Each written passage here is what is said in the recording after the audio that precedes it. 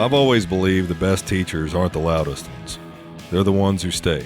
Tommy Connors started in Texas beer joints, made the move to Nashville, and built a career that most writers only dream about. He's had songs recorded by Willie Nelson, Travis Tritt, Kenny Rogers, and then some. A Tony Award nomination, and decades in a town that chews people up. But what I respect most isn't about the accolades. It's that he still writes, still sharpens the blade, and still believes the song comes first. This one's about the long game. This is American Hustle. Tommy Connors, thanks for being on American Hustle today. Thank you so much for having me. We go way back. Yep. When I first moved to town. Yeah, you were a young'un. 15 years ago. God almighty. You were a young'un. I was. Still am. I know. You don't have to brag about it, though. So Tommy was my early on became a mentor and a friend, dear friend in my life, and you're one of the people who stayed consistent in my life. The day I met you, I met Tommy Connors, and it's no different today. And that's what I love about you. Tommy Connors is Tommy Connors. Scenery never changes where I am, man. Yeah. So you grew up down in Houston. Yeah. When did you move to Nashville? I moved to Nashville September of 1987. I'd been playing live down there for quite a few years, for a lot of years, and had a nice following down there, and oil field was booming. And when the oil field's booming, everything is booming down there, you know. Yeah. And then the oil field tanked, and I'd always thought about, I'd been coming up here since 73. It was the first time I came up here. And I knew I was 19 or 20, first time I came here, and I knew that this is where I wanted to be, but I was making money and getting married and getting divorced and getting married and getting divorced, you know. And so anyway, when the oil field went down, I just thought, man, if I'm gonna go, I need to go. And Yeah. I did. And I had some encouragement, you know, at the time to move on up here. So I loaded up a old 78 Silverado with my clothes and my guitar, and here I came, you know. Yeah. Been here ever since. Well, you came up and you were going back and forth for a while, right? No. Or you just came up here? Did you come up here just cold? Well, I came back and forth for a number of years. You know, I'd come up here and spend 3 or 4 days hanging out. I'd have a friend who was cutting, or and I'd come up and hang in the studio. But no, once I never. But it would be like 2 years, you know, in between, 3 years in between, and then longer in between, you know. And finally, when I made the decision to move up here, I just went all in and came, you know, so, and just started all over. Did you know anybody up here? I know a few people, you know. Bob Montgomery was a mentor early on. And he encouraged me to move up. Not at first, you know, but eventually encouraged me to move up. And Mickey Newbury was.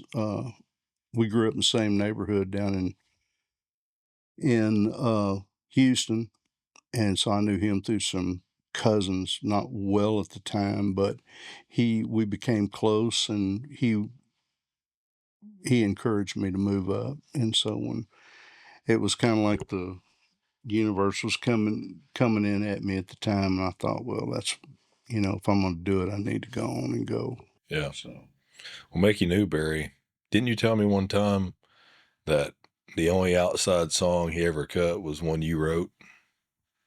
yeah, I think that's right. I know he only co-wrote one song, and that was with Townes Van Zandt, and that was on a record of his. But I believe that to be true. Oh. Um, So, I mean, he was one of your, uh, I guess, uh, idols and mentors as far as yeah. songwriting and the craft. Uh, when somebody like that you admire so much cuts one of your songs, what's that feel like? It was. He cut it down to Muscle Shoals with Jimmy Johnson and all Dang. that crew down there, and I went down there with him. Me and Tony Jolene, great singer and songwriter, and she hadn't moved up here yet, but this was like right after I moved here, just right after I moved here. I'd only been here a couple, 3 weeks, something like that, and so I went down there and hung out with him for about 4 days, um, and watched him cut this record. The record never came out, but I got to sit there and watch him do my song. It was pretty surreal, It wasn't. Uh, it was. I don't think I really grasped, what was actually happening. It was almost like I was watching someone or something else. Yeah. So So did they cut it at Muscle Shoals Sound? yeah, Was it like Jimmy Johnson and Roger Hawkins and all those I guys, or? don't remember who the rest of the band was. I remember I sat out there and drank some bourbon and ate some of them nasty red hot dogs with Donnie Fritz. I was pretty impressed with that. Yeah. Good old red roller dogs. Oh God, all that red stuff bleeding out on the bun. Yeah. I've had those. Yeah.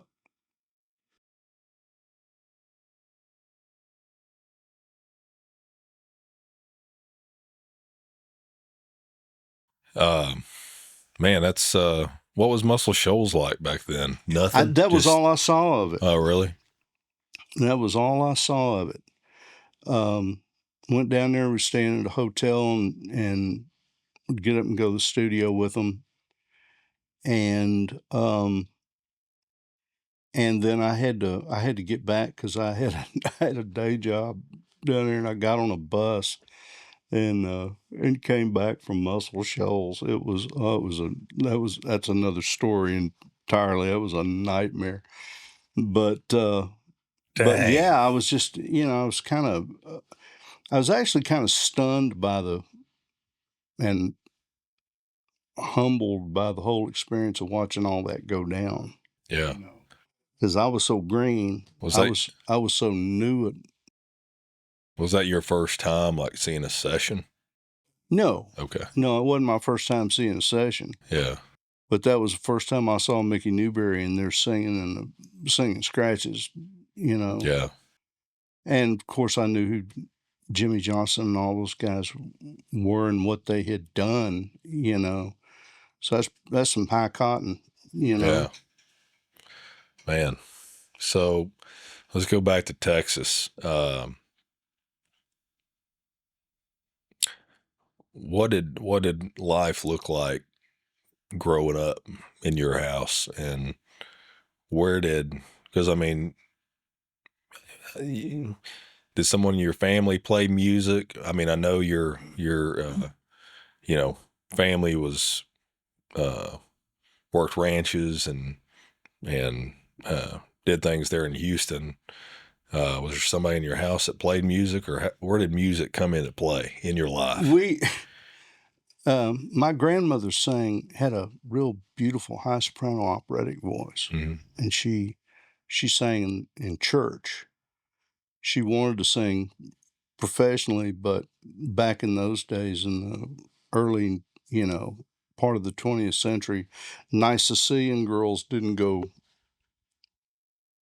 sing in public like that. They sang in the church, and she did. And that was probably my dad had a huge record vinyl collection. He listened to everything from George Jones to, to opera, to classical stuff, jazz. There was just always music playing in the background. And then on Saturday afternoons, all the 30-minute country shows came in from Nashville. There was one local show down there, the Gulf Coast Furniture Warehouse Jamboree, with Utah Carl and the band, and he would come on, and then it would be like Porter and the Wilburn Brothers, Jim and Jesse, and we'd sit and we'd watch those shows religiously and I just gradually, I guess over time, just caught the bug, Yeah. And then when I was about 12, I guess, we were over visiting some cousins one night, and there's this little guy sitting over in the corner, and there's a old beat up 12-string Gibson guitar leaning over there, And I didn't know, but it was Mickey, and he was already here. And this would have been back in the 60s. He was already here. He already had songs on the radio. I mean, at that time, I think Don Gibson had a big hit on Funny Familiar Forgotten Feelings, I think, was out.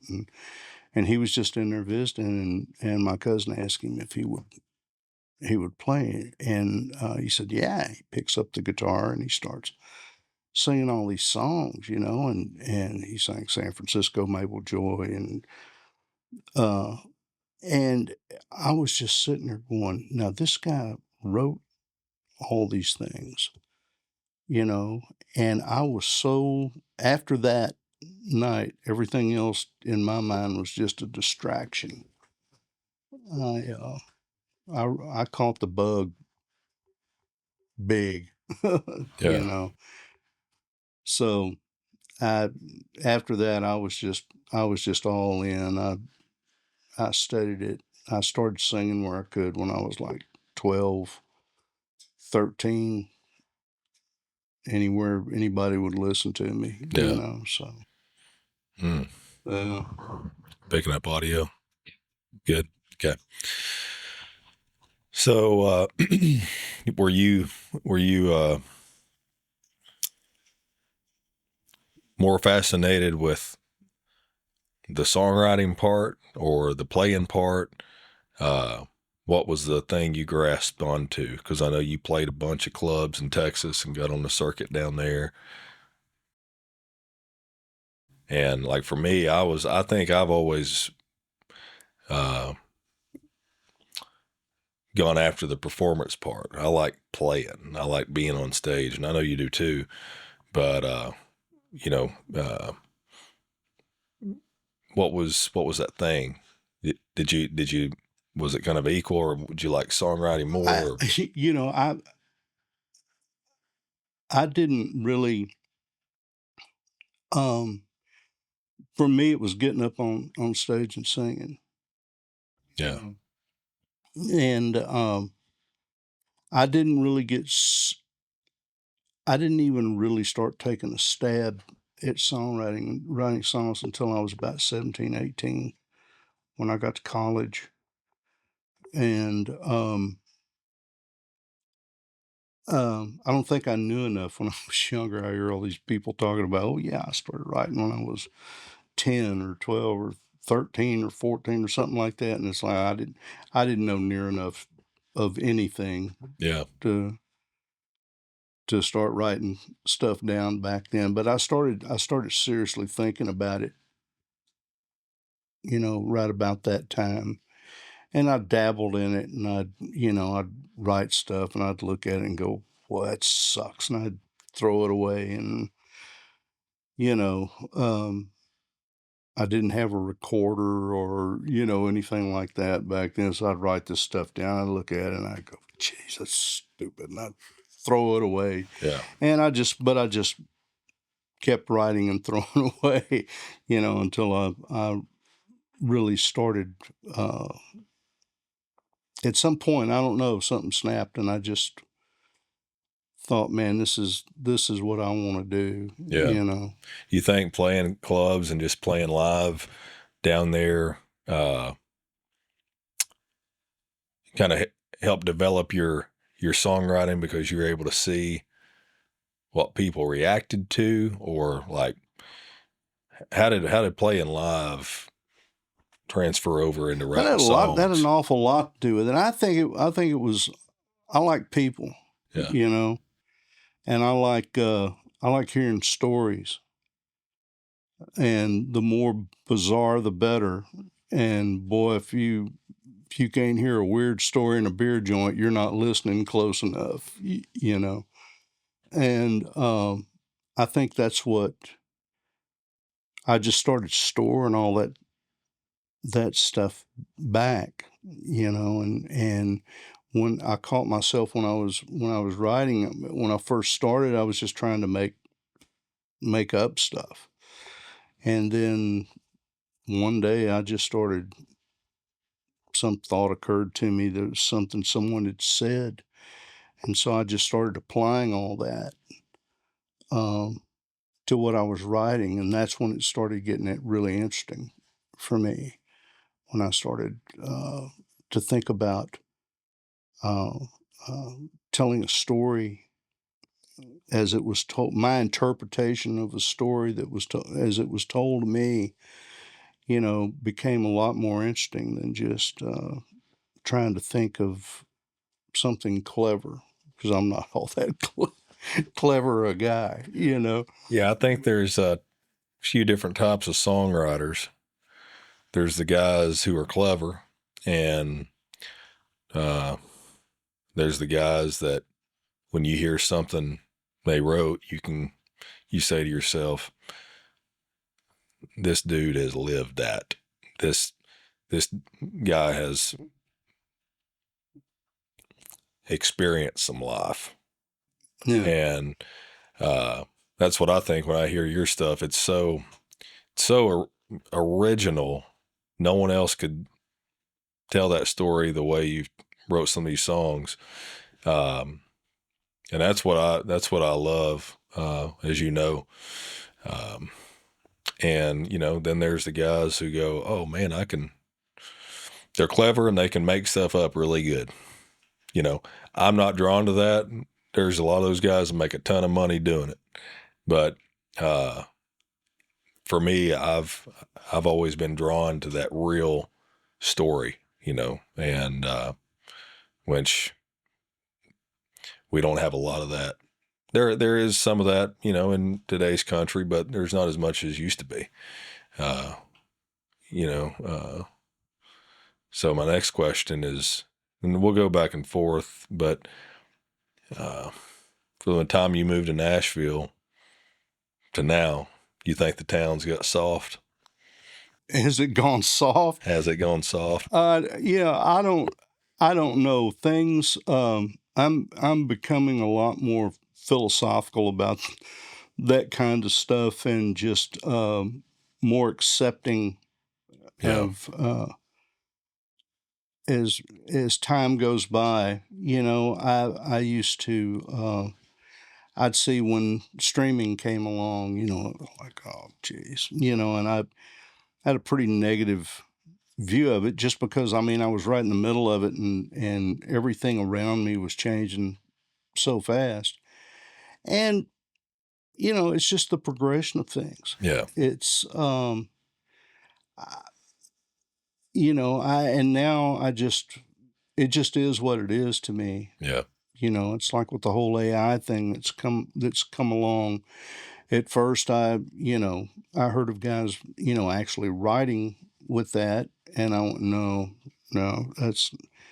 But then I watched it more from that to becoming a tool for writers, who were writing lyric and writing melody and were actual songwriters, and saw this become a tool for that. And it's like, oh, well, and Yeah. Yeah, time exactly. goes that way, Oh, sure. I guess. But as far as going soft, I don't know whether soft is the correct Yeah. the correct word, or the word I would use. I see what you're saying, but yeah, I think the music business is just exactly that. It's the music business, Right. and all I ever really cared about was singing, playing the guitar, and writing stuff down. Writing songs. And my sister got all the business sense in the family. I'm afraid, but So, what was your first cut when you got down? Your first big cut? Willie Nelson. First year I was here, I got a Really? Willie Nelson cut. Yeah, this thing I'd written back in Texas with a guy that I used to work in the bars with, a guy named Richard Wesley, and I used to sit down and bat stuff back and ideas back and forth and that sort of thing. And it was so it was actually a song that I'd written before I got here. But Bob Montgomery had always been a big fan of the song, and actually the song was before Willie cut it. That was the one that Newbury had cut, and I never got to hear it, that Johnny Paycheck had cut it, and I never got to hear that. But a publisher told me, he said, "Yeah, Paycheck cut that," and I went, "Oh, well, great. Dang. How do I hear it?" And then Johnny died, and that was, kind of went away. But it was that song. So I remember thinking, yeah, this may not be as hard as what I thought it was going to be, and I think then it was about 2 years before I got something else cut. But what did that song do for you at the time? Like, getting a Willie cut was a big deal. I mean, yeah, it was a very big deal, I mean, because Willie was one of my heroes. I mean, hell, he's from Texas, and I literally wore out 2 vinyl records literally ran a needle through them. And one of them was Willie Nelson's Live at Panther Hall Ballroom record, which goes back, that was short, slick back hair and Nehru suit Willie, and but just a great record. That and Rubber Soul, Beatles Rubber Soul. I literally wore out copies of those things and had to go buy new ones, Yeah. But yeah, it was a very big deal to me, and it kind of gave me, more than anything else, a little validation for the move. Right. Coming, leaving my home in Texas and my family and all that, and coming up here, kind of gave me a little street cred with the family anyway. Right. Yeah. Well, with the town too. Well, Having a major artist cut a song, then Willie Nelson yeah, in his prime. yeah, it was. And Fred Foster produced it, so that was very cool in itself, So So, what was the moment in Texas that you knew moving to Nashville was what you needed to do? like I said, I when I came up here, with an old friend, great singer and songwriter down there named Mundo Earwood. Mundo wrote "You're in Love with the Wrong Man" and had a couple of big hits. Mel Tillis cut a couple of his things, and he had a record deal up here at the time. So he and I, when we were like 18, would sit down and we kind of started trying to write, figure it all out. And but he got a record deal in the meantime. So first time I flew in an airplane was from Houston to Nashville. And with Mundo, he came up and cut a record one week. He was on the old Metro Media label. And man, I knew then this is what I wanted to do. But like I said, that was probably the first time life got in the way. And so it took me a while to get here, but Yeah. I've been here a while now, Yeah. So, yeah, I mean, sounds like you went through some life and then you had another opportunity. Yeah. And you took it. Yep. Yeah, it just got to the point down there where it was like, I'd been doing it for so long, and it was like, book another club thing, or go do this or go do that, and I felt like I was just spinning my wheels down there. I mean, I enjoyed the work, I enjoyed what I was doing, but I was just getting to the point where, and there were a couple other factors that came into play as well. And I just needed to. It was time. I knew in my heart that it was time for me to go. Yeah. So I did, because I could back then. Yeah. Right. It ain't so easy to. There's a time when everybody needs to jump and run. Yeah. When they're young enough to still do that. Right. Saw the opportunity, you took it. Yeah. So you got up here. Were you and Paige dating at that time when you moved? We moved here together. I have no past here, thank God. Yeah. Yeah. And she just got nominated for. Yeah, she's going into the Source Hall of Fame in August. Cool, man. Yeah. She deserves it. Yeah. She's a legend. Yeah. Yeah. She is. Yeah. How long have y'all been married? Well,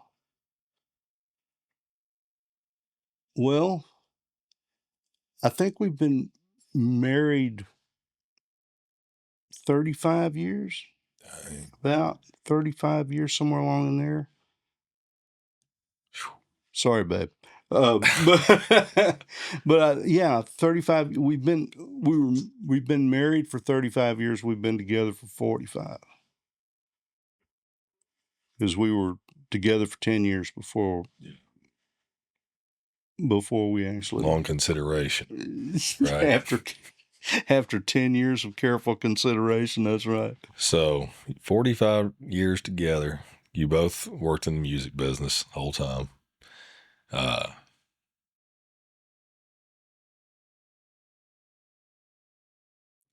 What advice could you give to somebody to be able to maintain a marriage, especially, I mean, in any situation, but in the music business, that's a rarity, with everything that goes on, but like maintaining a relationship,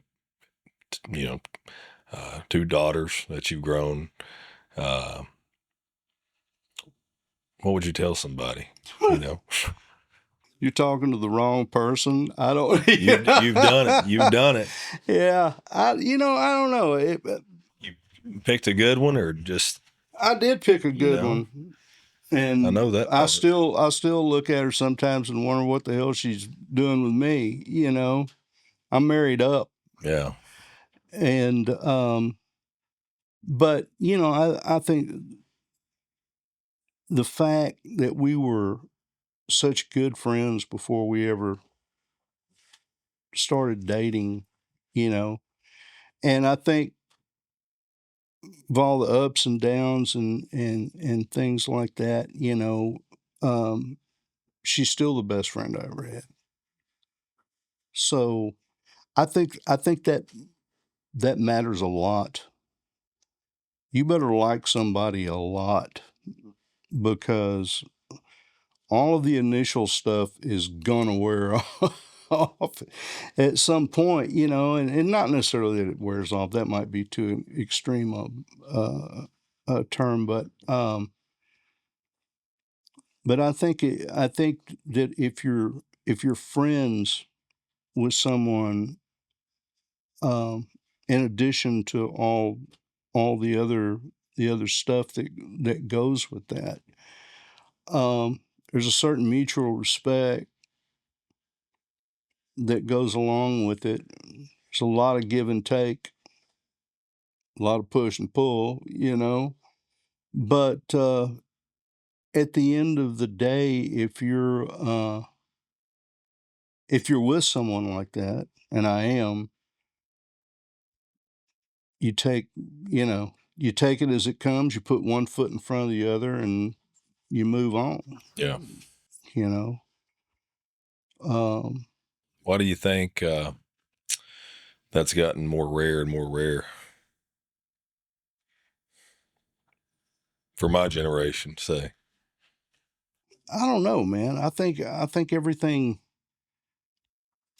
I don't know if anything's permanent anymore. Things come at you so fast. With social media and all this and the whole. I think there's a certain disconnection amongst younger people between. I hate to say reality. That's too general a term, but they. I'll give you an example. Texting drives me crazy because there's nothing human about it. You can put as many emojis in as you want. You can LOL and exclamation point and OMG as much as you want, but there's no nothing human about that. There's no inflection in someone's voice. There's no look on somebody's face when you tell them something. There's no reaction to that. That's right. I think that plays into a lot of different things, and that's 100%. I'm with you on that. And that's just, like I said, it's just one example of that. But I think it's affected a lot of people. Yeah. Yeah, and I mean, also I think there's this like a sense of, not necessarily reality or alter reality, whatever, that, who knows what it is, but it just feels like there's, coming from my generation, that people think or assume there's the grass is always greener on the other side, like, and divorce has, it's like, I can't tell you how many times I've heard young people go, if it don't work out, we can just get divorced. Like it's nothing, right? Yeah.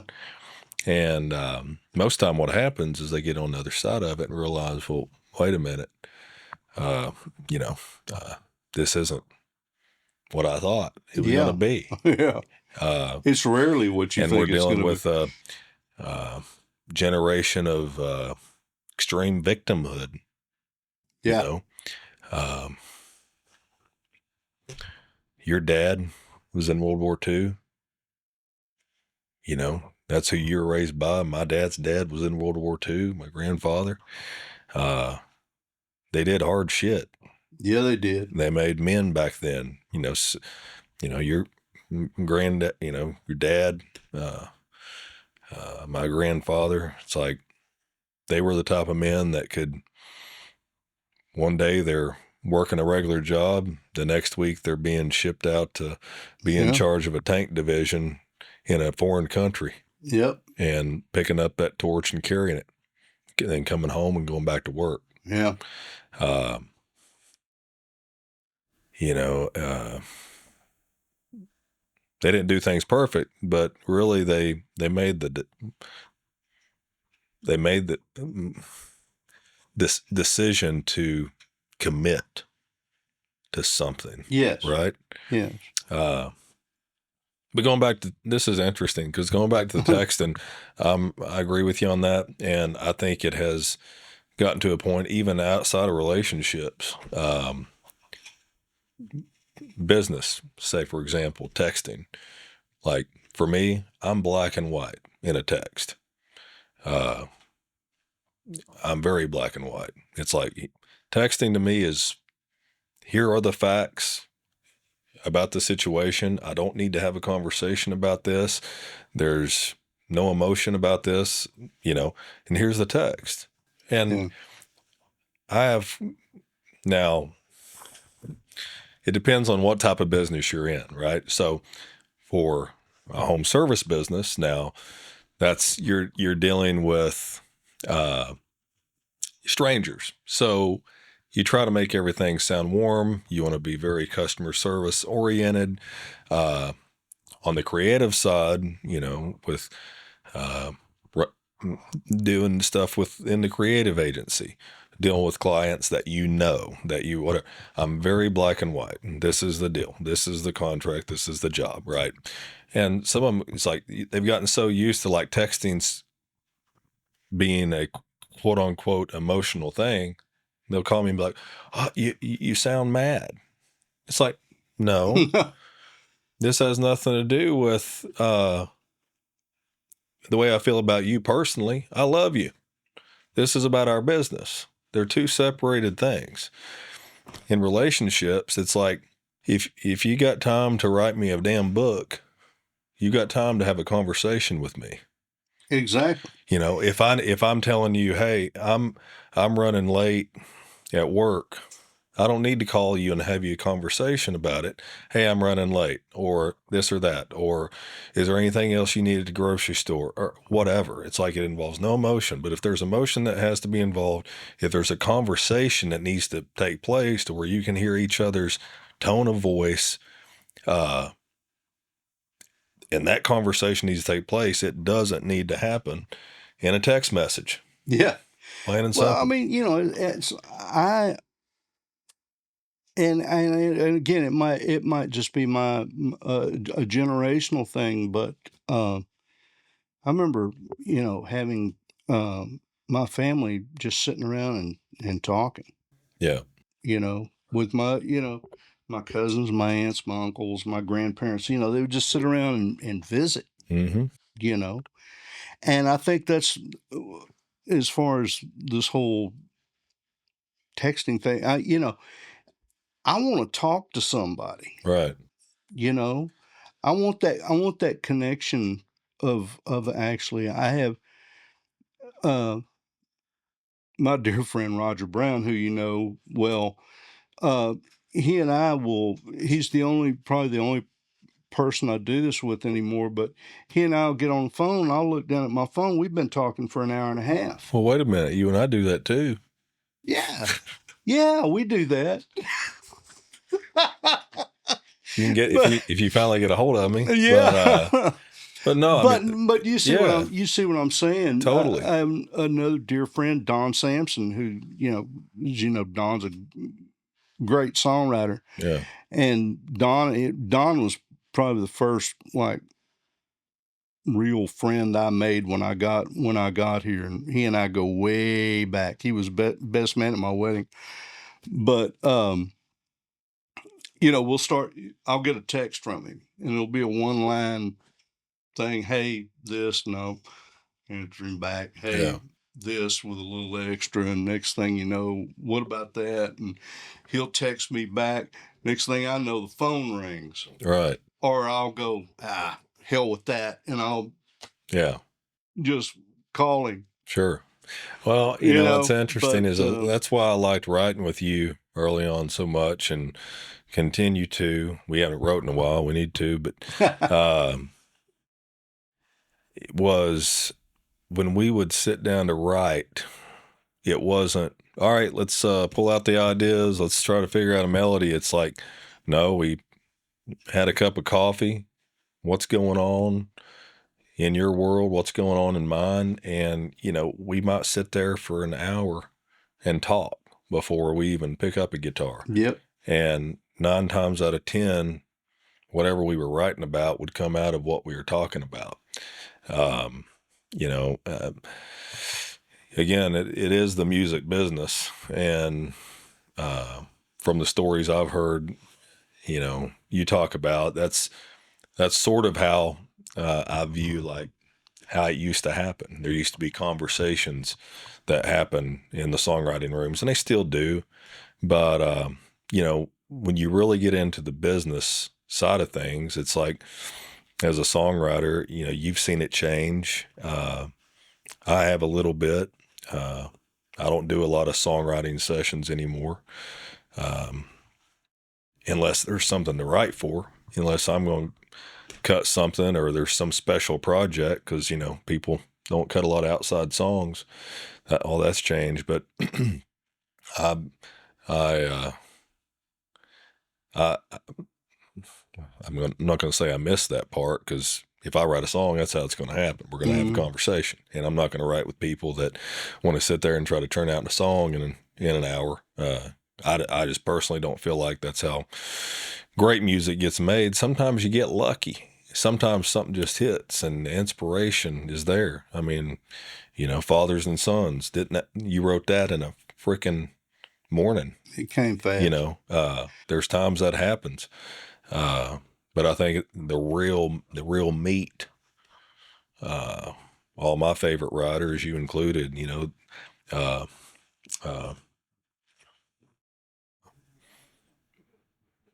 guy that wrote all the Don Williams stuff. Gosh, having a blank. Bob. Oh, Bob McDill. Yeah, Bob McDill. It's like, I'd hear stories about him.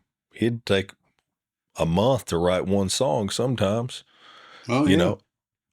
Hugh Presswood used to do that. Yeah. One of the few times I spoke to him, he said, I write 10 or 12 songs a year.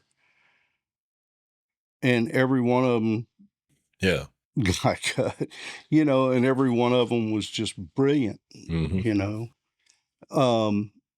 know when I first got up here and I didn't know what I was doing, I really didn't, because I was writing by myself and with a couple other guys back home. But I had no earthly idea what co-writing really was and real collaboration was. And so a friend of mine set me up with my first co-write. I didn't know this guy. Turned out to be he's still around and he's a great guy, but he sat there with me, and it had to be one of the most excruciatingly painful things that he had ever done, because I didn't know what to do. I didn't know what to say. Yeah. I didn't know how it worked. And I left there just feeling horrible. And I'm sure he was feeling horrible too. But I got to thinking about it that day, and it was like, holy shit, I got to get to work. Yeah. Because I don't know what I'm doing. I got to go to school, and I got to go quick. Yeah. So I'd get in a room with someone, and everybody that I got in a room with, whether I wound up getting a song with them or not, I would learn stuff from them, and I was fortunate enough to get with some really, really good people, and some of the older guys that were still around when I first got here too. Boy, that was some tough love. That was some brutal stuff, Yeah. But God, what I learned from those guys and going through discomfort. Yeah.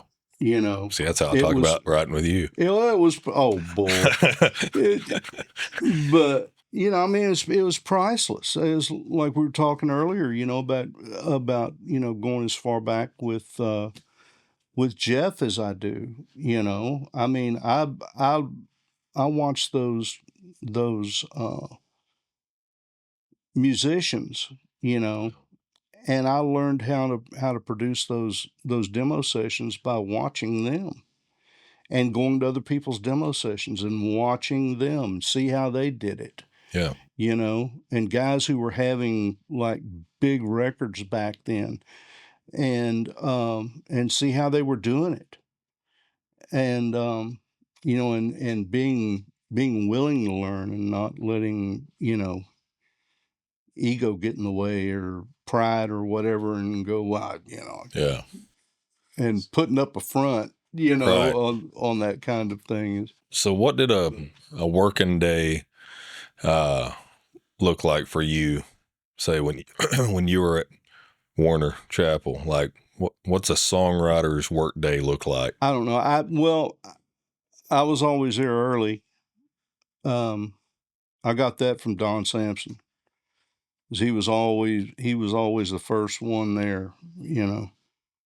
And I got in a habit when he and I were writing a lot early on. I just got in the habit of doing that, of being there, you know, 6:30, 7 o'clock in the morning, drink a cup of coffee and start smoking cigarettes and just go to work, you know. And I would show up over there, I don't know, 8 o'clock in the morning, you know. And the other good thing about doing that was the fact that as people started, you know, coming in, because there was a lot of great writers over there, you know. My God, Michael Clark would always show up early like that. So I wound up sitting in there and smoking pipes and cigars and drinking coffee with him. And, you know, I'd keep my ears open and everything he'd tell me, and they were all willing. Those guys like that back then were I think they were more willing to impart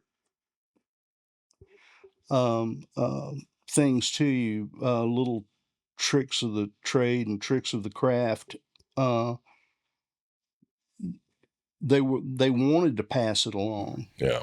You know, and so I just keep my mouth shut and my ears open. You know, I mean, because I'm sitting there with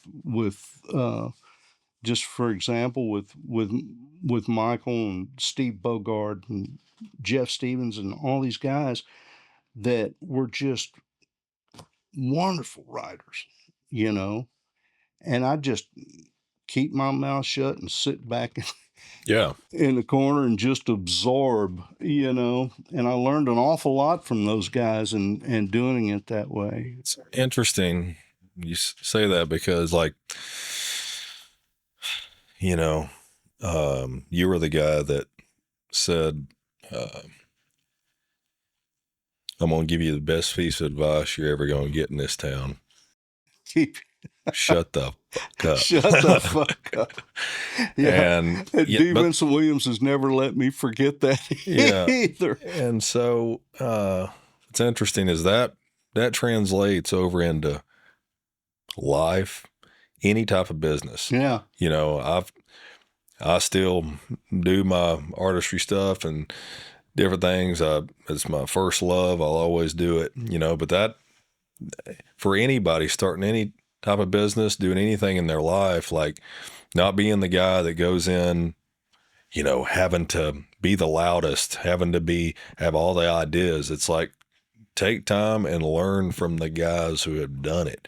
Yeah. Whether you're in the railroad business, trying to start a plumbing, whatever it is, it's like, sit there and watch the old man, you know, listen. Yeah. And because if you do that, you'll be the guy that gets invited back into the room. That you'll be the guy that the mechanic looks at and goes, I like that guy because he doesn't annoy me. Come here and let me show you some stuff. Yeah. Ride with me today. And there's something about that. It's like, maybe take time to learn from the guys who've actually done it and get off the phone, get off the YouTube, get off social media and go learn, from the dudes. And so much of what I learned in the home service business, I'd already learned in the music business. Yeah. Lessons I was taught and regardless, it's just like music. If you don't write a song that makes them feel, it doesn't matter. In the pressure washing business, if you can present the best service in the world, you can present, here's our before and afters. Anybody can do that. Yeah. It's about how you make them feel. People remember how you make them feel. Exactly. Not your resume. Just like podcast I did with Steve Dorr, it's all about the feel, the vibe, and then He's some. brilliant. But He's brilliant. What do you think separates a hobbyist from a professional songwriter? Money.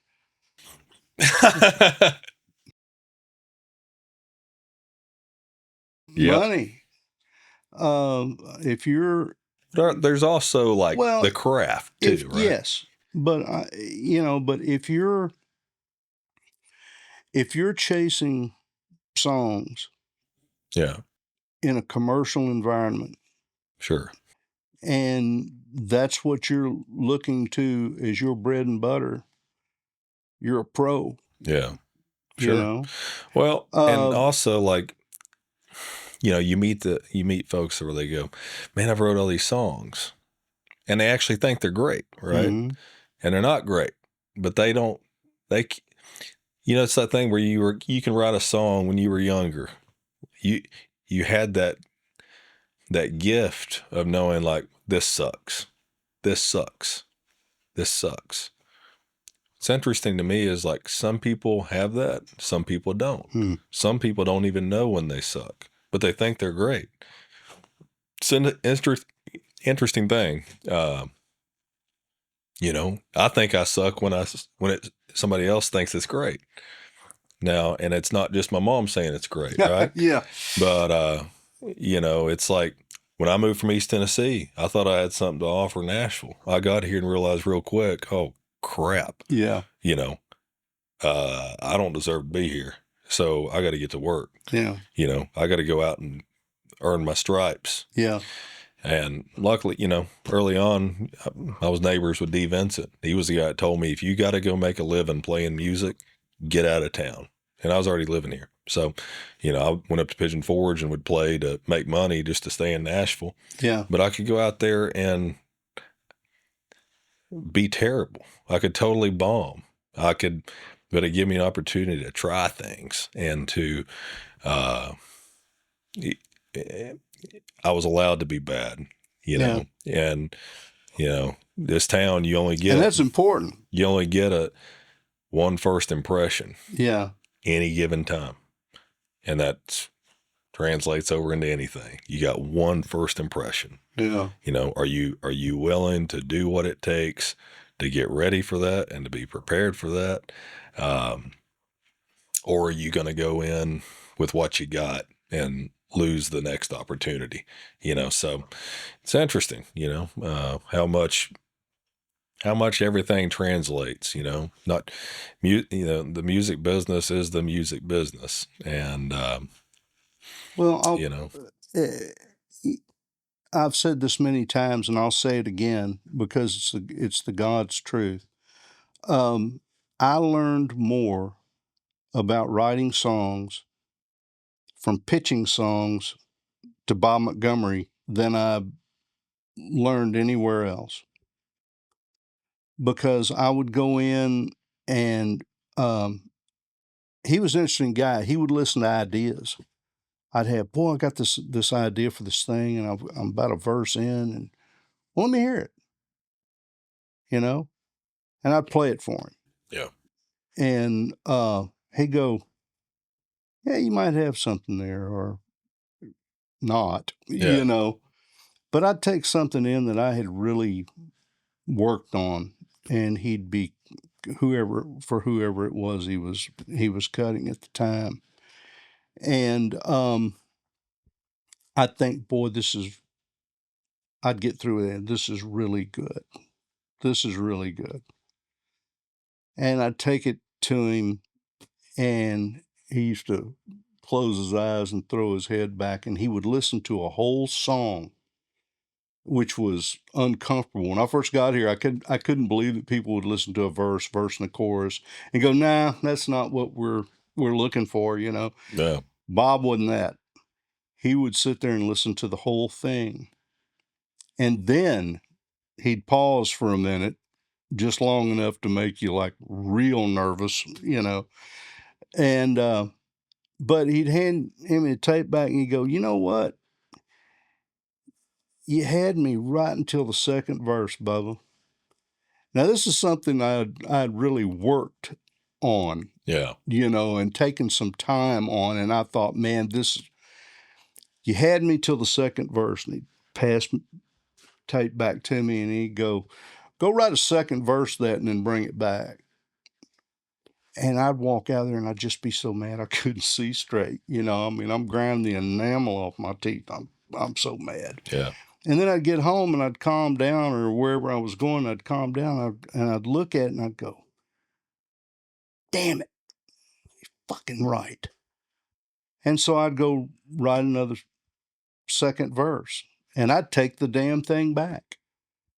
I think you got a better one in you.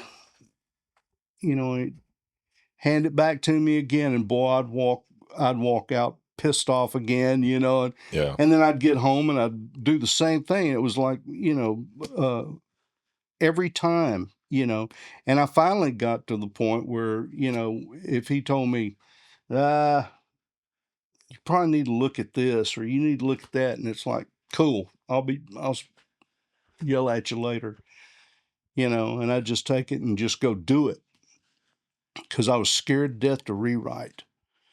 And after that, I wasn't ever scared to rewrite. Yeah. Matter of fact, I got to where I'd rewrite too much if left to my own devices, Mhm. you know. Yeah. But I learned an awful lot from him doing that, you know. Yeah. What do you want your songs to say about you when you're gone?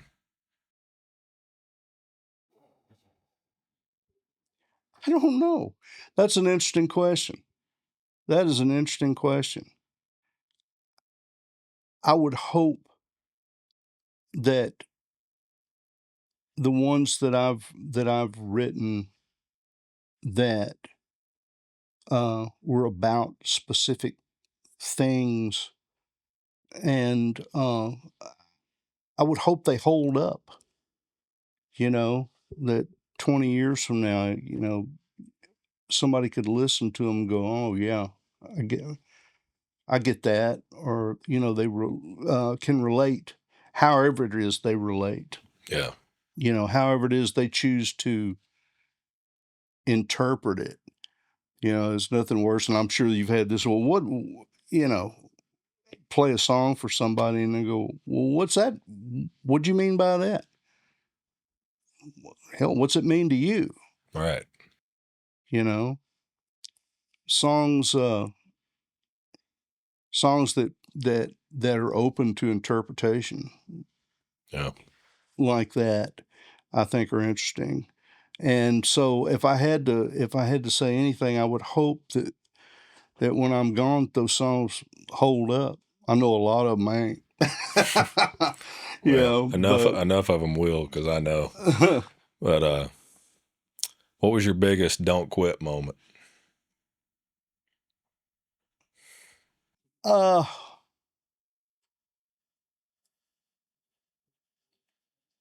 are you talking about just bullheadedness? Just life. Just uh, I got a big dose of it back in 2000, I guess it was. Had about 3 or 4 years where life was just beating the hell out of me, and it was hard to go in and sit down and try and write and uh, try and stay in, you know. There were a few times that I thought, man, what am I doing? It's just I had a record deal thrown at me and wound up turning it down because my kids had just been born, and I made the very conscious decision to stay with my kids and not, be a few day a week dad. Um, so I don't know. I think if I had to give you one answer, it would be there've been through the years there have been several of those moments. But as my dad used to say, just keep your head down, your ass up, and and keep going. I think it was. I think there was a lot of.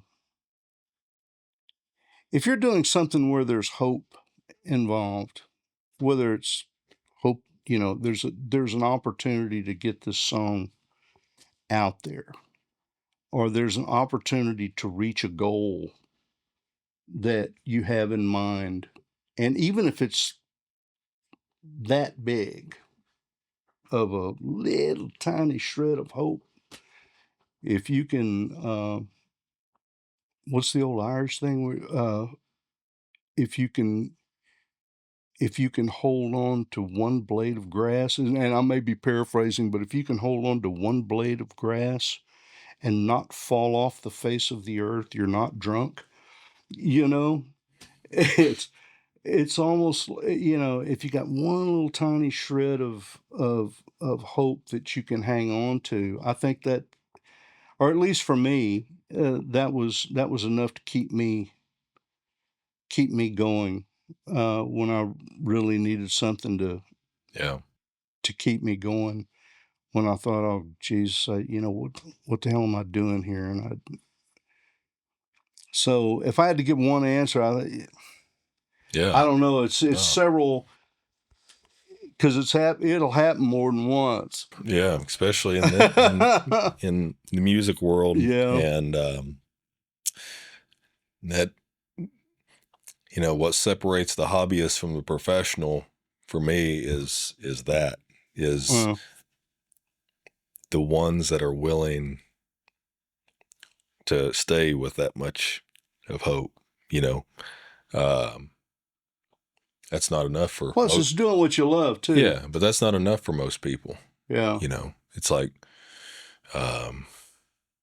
there's no such thing as, well, if I'm going to try this for 5 years, and if it don't work out. Oh, I said that one time. I remembered I said it like 8 years later. Yeah. I had a couple of opportunities put in my face to go into business or go to work for some people and just make a lot of money. And I had already been here 4.5 years, 5 years, something like that. It's like, hell, there ain't no way I'm leaving here. Yeah. No way. A guy named Dwayne Rowe, he was playing piano and band leading for Brooks and Dunn. I had an opportunity to go make 6 figures. This was like 2013, 14. I was trying, maybe I felt what I was doing just wasn't working. But also it was like, well, I could go do this for 6 months.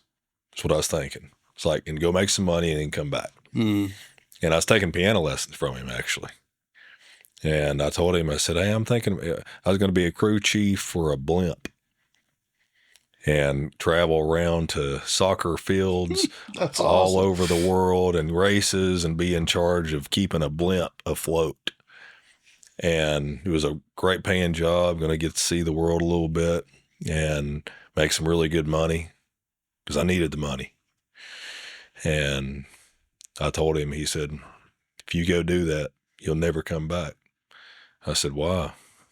He said, because you won't want to come back to not knowing where your next paycheck's coming from. So I didn't go. But all right, man, I'm going to have you on again. Well, enjoyed it. I appreciate you being on here. Absolutely. Tommy Connors. If you got something out of this conversation, share it with someone who needs to hear it. Follow the show, subscribe, join the newsletter, and learn more about our guests at AmericanHustle.com. We're not here for noise. We're here for substance. Until next time, walk in faith, speak the truth, and stay dangerous. God bless, and God bless America. This is American Hustle.